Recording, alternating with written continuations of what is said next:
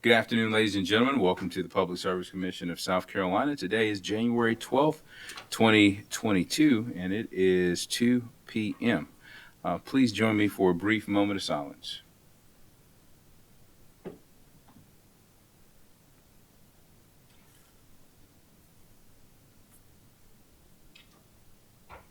Thank you, ladies and gentlemen. Present in the hearing room, we have Commissioners J. Williams, Caston, C. Williams, Belzer, and joining us virtually, we have Commissioners Irvin, Thomas, and do I see Commissioner Powers? Yep, Commissioner Powers. All right, Attorney Butler, if you would. Yes, sir. Good afternoon, Mr. Chairman, other members of the commission. This matter comes before the commission under docket number 2021-316C, which is the application of Lynches River Communications Incorporated for designation as an eligible telecommunications carrier in the state of South Carolina. According to the application, Lynches River is seeking ETC designations solely to provide lifeline service to qualifying South Carolina consumers. The hearing is scheduled before the commission for January 12, 2022 at 2 p.m. Mr. Chairman and other members of the commission, the docket is in order. All right, thank you, Attorney Butler. Let's take appearances from the parties. Applicant. Mr. Chairman, I'm Scott Elliott. I'm the attorney for the applicant in this docket. Together with us virtually is Ms. Katie Zach, who is a very capable attorney in the offices of Lance Steinhardt in Atlanta.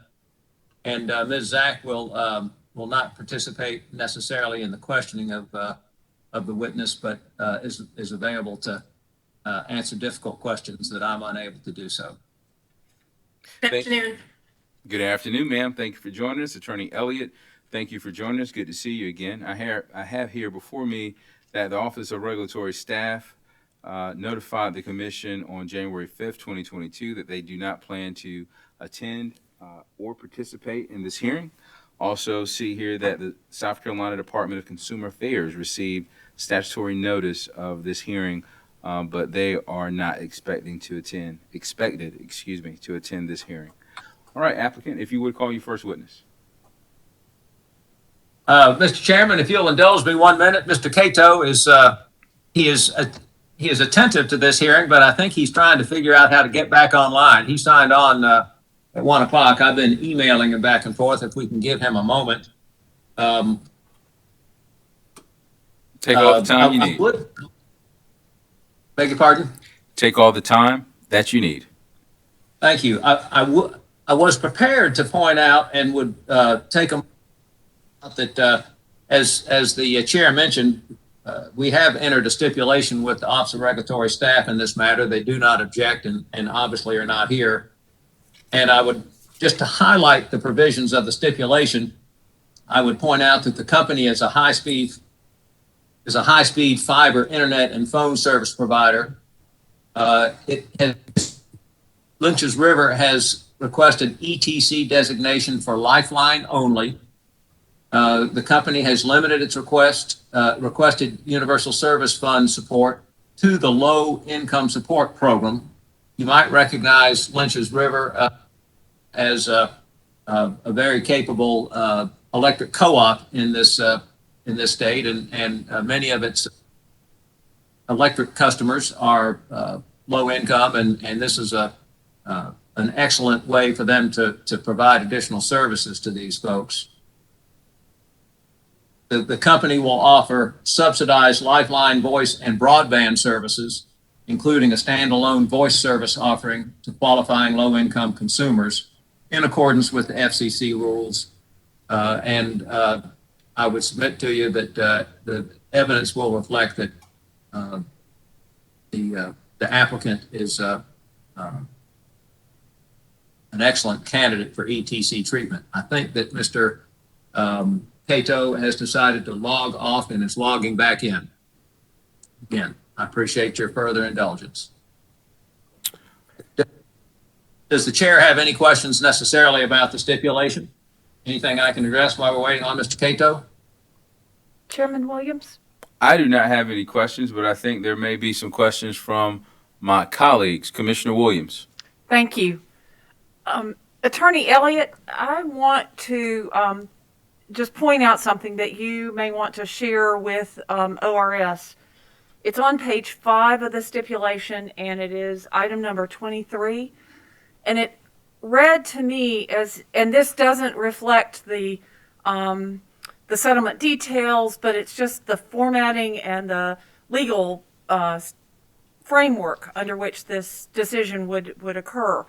But it looks to me as if the legal reference that is in there is a legal reference that is no longer completely valid for ORS, and that there's new statutory.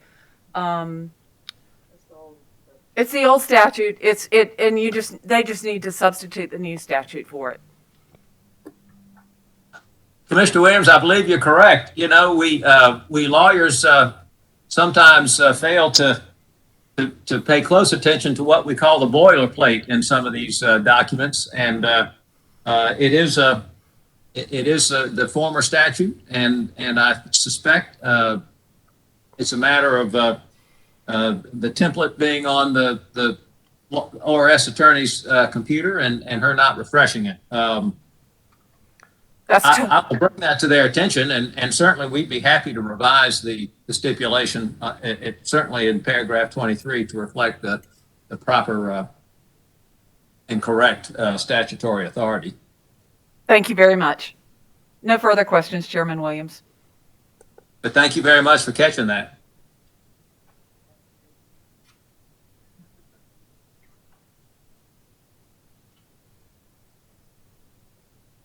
Were there any other questions? I don't see anyone's hand raised, so we will just wait for Mr. Cato. Oh, Murphy's Law. He's eager. He's been emailing me, logging back on, and having computer problems. He's not far. I appreciate your indulgence, Mr. Chairman. You're welcome. Are your friend until they're not. That's true.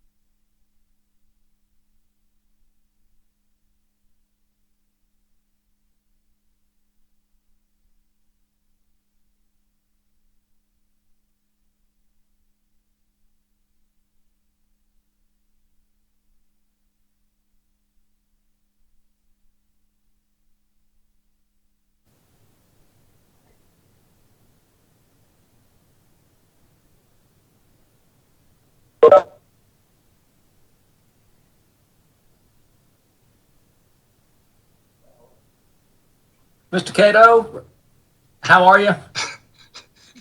A nervous wreck now. I do apologize, guys. When we went live, it just shut my whole computer down. So I apologize for the delay. Well, I should tell you that in your absence, we talked a little bit about the statutory law in this case, and now you're well familiar with Murphy's Law. So we're glad you made it. Thank you.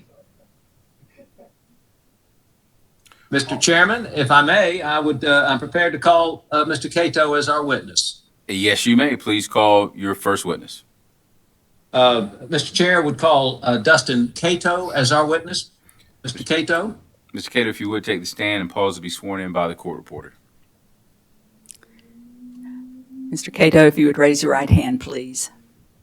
Do you solemnly affirm the testimony you're about to give will be the truth, the whole truth, and nothing but the truth? I do. Thank you. Good, thank you, Mr. Chairman. Mr. Cato, would you just please? I'm sorry, the voice went out when you said that. Would you please state and spell your name? Yes, Dustin Cato, Dustin, last name Cato, Catoe. And Mr. Cato, by whom are you employed? I'm employed by Lynches River Electric Cooperative and Lynches River Communications, Inc. And what is your job title and job description with both of those companies, please? I'm the CFO for both companies, and my responsibilities is to oversee the financial status of both companies to make sure we stay in good financial standing. Excellent, thank you. Now, did you cause to be prepared and pre-filed with this commission 4 pages of direct testimony? I did. Have you had an opportunity to review your testimony prior to this afternoon's hearing? I have. Do you have any corrections or revisions or additions to your pre-filed testimony?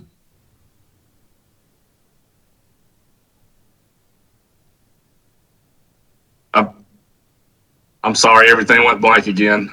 Yes, sir. Do you have any revisions, corrections, or additions to your pre-filed testimony? I do not. If I asked you those same questions today, would your answers be the same? Yes, sir, they would. Mr. Chairman, I would move the direct testimony of Dustin Cato into the record as if given orally from the stand. The pre-filed testimony of Mr. Dustin Cato will be entered into the record as if given, I should say read into the record as if given orally from the stand. Thank you so much. Mr. Cato, would you please provide a brief description of the Lynches River Communications? Yes, Lynches River Communications, we started it in 2019 with the intent of providing high-speed internet to the members of Lynches River Electric in the rural areas and voice over IP. Excellent. And would you please provide a little more detail on the the relationship between Lynches River Communications and the electric co-op. Yes, the Lynches River Electric Cooperative has been formed for a long time, many years. I can't remember the date that it was formed. And just currently, we formed a subsidiary called Lynches River Communications, is the formal name, and we're doing business as RiverNet Connect. The relationship there is it's a wholly owned subsidiary by Lynches River Electric Cooperative. And how many customers does the electric cooperative have? We have very close to 22,000 meters and about 14 to 15,000 members. And was it the company's determination, the cooperative's determination, that the telecommunications company would provide additional services to much needed services to its customer base? Yes, it was decided that there was a desperate need in the rural areas of the counties we serve to provide high-speed internet and the voice, the VoIP, also in the rural areas, and that was our intent starting the company. How are your telecommunication services different from other carriers' offerings? So, as I said, we saw there was a desperate need in the very rural areas that our electric cooperative provides electricity, and we knew that we would go with fiber to the home, full fiber to the home, which allows us to provide speeds of 1 gig services, which is a very high rate of speed. Excellent. Now, are you here to assure the commission that Lynches River Communications will comply with all of the regulations and orders of this commission and the statutes pertaining thereto from the state of South Carolina? I am. And are you here to assure the commission that Lynches River Communications services will meet or exceed the service standards expected of it by this commission? I am. Very fine. Mr. Cato, I have no further questions. However, the commissioners may have questions of you, as I've explained, so please stand by and answer any questions the commissioners may have. Thank you so much. Thank you. All right. Thank you, gentlemen. Questions for Mr. Cato? Mr. Chairman, this is Delton Powers. Commissioner Powers. Thank you, Mr. Chairman. Mr. Cato, good afternoon. Good afternoon. I don't know if, just for those who may not know the area well, I've lived in Chesterfield and Marlborough counties, and a border county like that, I think a lot of people aren't aware that Pageland now, as well as the Lancaster County area you serve, is becoming somewhat of a bedroom community for some Charlotte and Monroe in that area. So you're dealing with a lot of growth, aren't you? As of right now, we're starting to see some growth. We're not seeing as much growth as York Electric Cooperative has seen, but yes, we're expecting some tremendous growth in the near future. And there's and I know I've lost phone service up around Pageland or trying to get there. There's some holes there that you can fill as well. Is that right? Yes, sir. As far as cell phone services, we're not a cell phone provider, but we would allow to have high-speed internet for the cell towers in the areas. Yes, sir. Okay. Well, good luck to you. Thank you, Mr. Chairman. Thank you, Commissioner Powers. Are there any more questions? I see Vice Chair Belzer. Thank you, Mr. Chairman. Good afternoon, Mr. Cato. Good afternoon, ma'am. You said that y'all have identified a need for, and y'all are seeking low-income lifelines ETC support. Is that correct? Yes, ma'am. Do you have a percentage of the number of customers in your service area that would potentially qualify? Do you have an estimate of a number or a percentage? No, ma'am, not a firm number I would I would like to, I wouldn't be able to speculate on. Okay, I appreciate it. Thank you, and I appreciate what y'all are doing to. Well, let me ask you this: did any of the difficulties with virtual school and virtual work that we saw and are seeing with the COVID pandemic, did that have any influence on y'all's decision to pursue this designation? Well, we actually decided to start our project in 2019, which was a few months before we started having the COVID-19 issues. And it just happened to be that once we started, we started construction in February of 2020, and it just kind of happened to fall in that aspect that as we started construction, that's when everything started happening. Okay. Thank you very much. I appreciate what y'all are proposing to do. That's all I have, Mr. Thank you. Chairman. All right, thank you, Vice Chair Belzer. Any more questions for this witness? Chairman Williams? Commissioner Williams. Thank you, sir. Good to see you, Mr. Cato. Thank you very much for your testimony, and I have a few more questions for you. Yes, ma'am. Explain a little bit more about the relationship between Lynches River Communications and this application. As I understand, you started in 2019. I think, are you serving the population in those 3 counties now, and you're applying for USF funds that will allow you to provide additional services to lower income persons? Yes, ma'am. So as of right now, we started our construction in about February of 2020, and we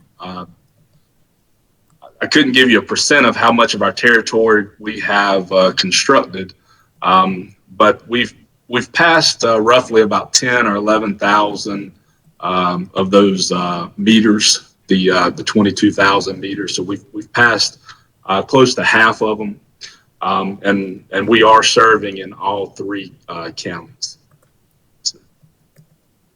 So your plan is to continue to expand and cover your full district. This application, though, allows you to provide in persons that might not otherwise be able to take advantage of your services, and allows you to go into areas that you might not otherwise affordably be able to go into. Please clarify. Our plan from the start was to service the whole territory of Lynches River Electric, and I think there was some legislation passed last year that allows us to go out 2 miles from our territory, which is also in rural areas that need the service as well. But this will allow us to apply for the Lifeline rebates if these individuals, low-income individuals, qualify, then we can apply that rebate to their bill, which will in return lower their bill. Yes, ma'am.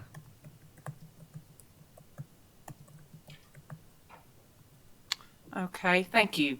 I think you've already answered this. You're not sure how many low-income subscribers you may have. Is that?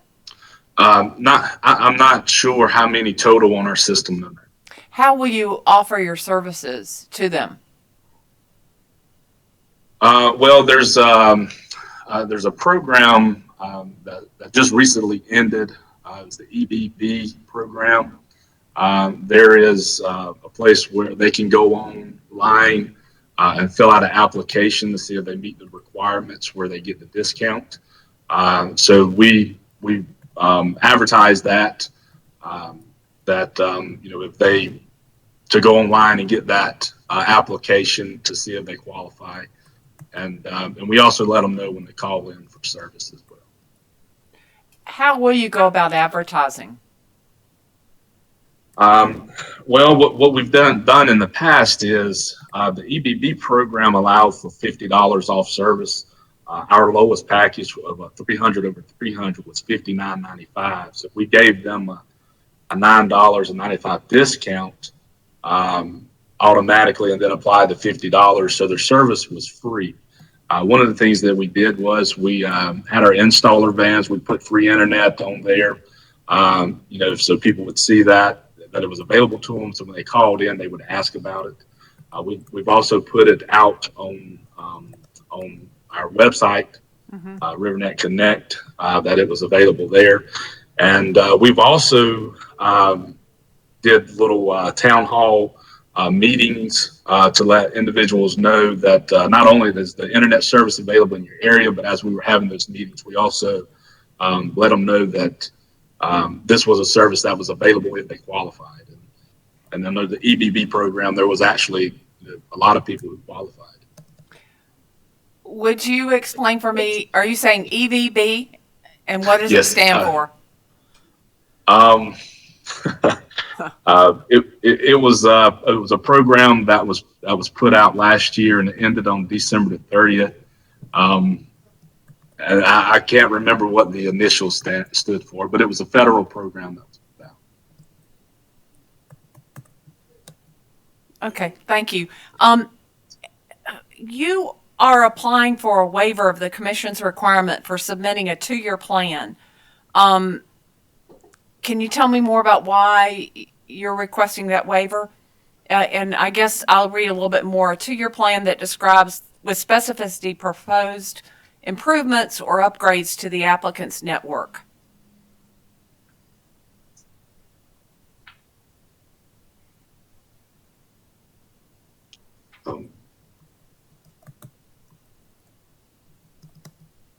Maybe I've misunderstood. Somebody help me out. Mr. Cato, did you say anything? No, ma'am. I was Okay. going to see if Scott or Katie wanted to answer that question for me. Mr. Cato, with all due respect, you're the witness on the stand, and you can either answer the question or not. If you can answer it, please provide your answer. If you can't, please provide the appropriate response. Thank you, sir. Yes, sir. Thank you. Ma'am, I wouldn't have an answer for that part. I'm sorry. Okay. And I want to ask about, as you expand, are there existing rural carriers that are already out there, and what's the law, what's the mechanism for alerting them? I understand in some places there are certain territories that have been defined, and there's a need to communicate about where you'll be versus where they'll be. Are there those rural carriers in your 3 counties that you need to coordinate with? Will there be an impact on existing rural area carriers? As far as coordinating with them, usually we do most of our discussions that way through ORS and the maps that they provide, with the need for higher speed internets is where we get most of our information. There are 4 carriers, I think it is, that's in our territory. Not sure if I should name them or not, but there are four carriers in our area that we have gone out in the rural areas where in the past that they didn't seem to have wanted to go in those areas. You broke up a little bit. Could you restate the end of that sentence? Yes, we did not coordinate with any of the carriers that are in our area. And we use the ORS maps to see the need where we needed to go in our areas. And although we are doing our whole territory is the plan.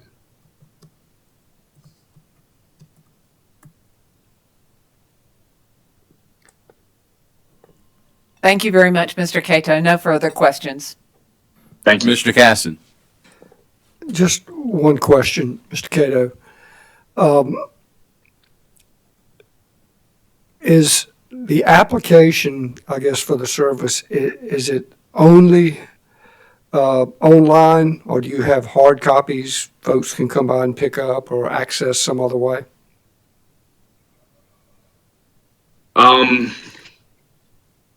It's mostly online, but without answering that incorrectly, I would just say that I know it's online, and I'm not sure if we have physical copies here in the office. Okay, well, I guess my only thought was, it's for high-speed internet service, so I'm assuming some folks are probably on dial-up and some folks probably have nothing. So if it's totally online, that might be a tad problematic for some of them. But anyway, that's something I would perhaps consider. Thank you.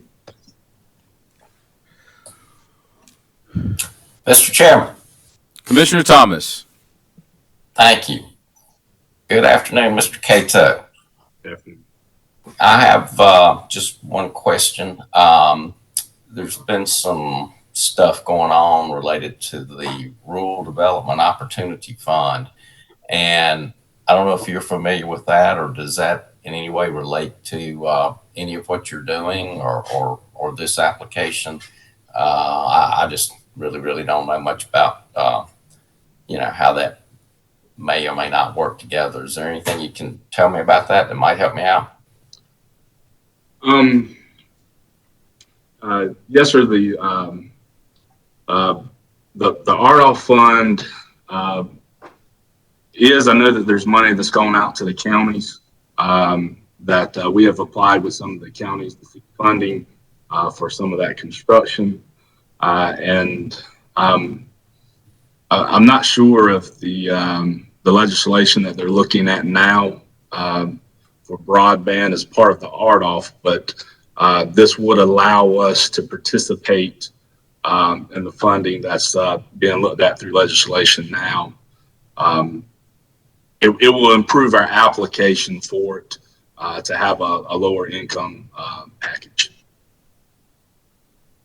Okay. Thank you very much. That's all I have. Thank you. All right. Any more questions for Mr. Cato? All right. Attorney Elliott, did you want to enter the stipulation into the record?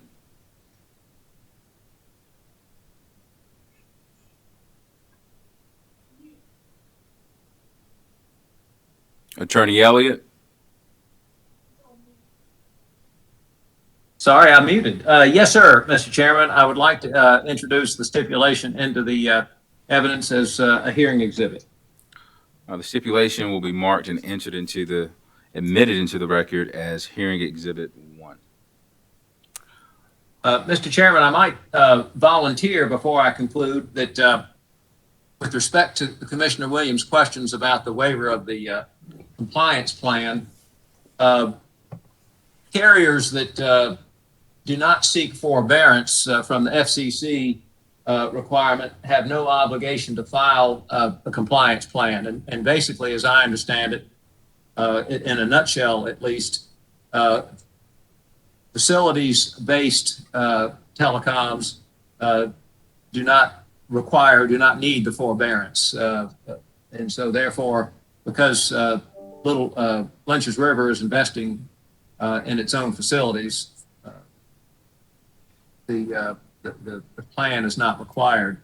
This came up in our discussions with the RS, I would mention to you, and the RS was convinced of this position and entered into the stipulation. All right. If there's not anything else from the applicant or the commission, we're adjourned. Thank you. Thank you very much. Thank you. Mr. Chairman, Commissioners, Mr. Cato, Ms. Zach.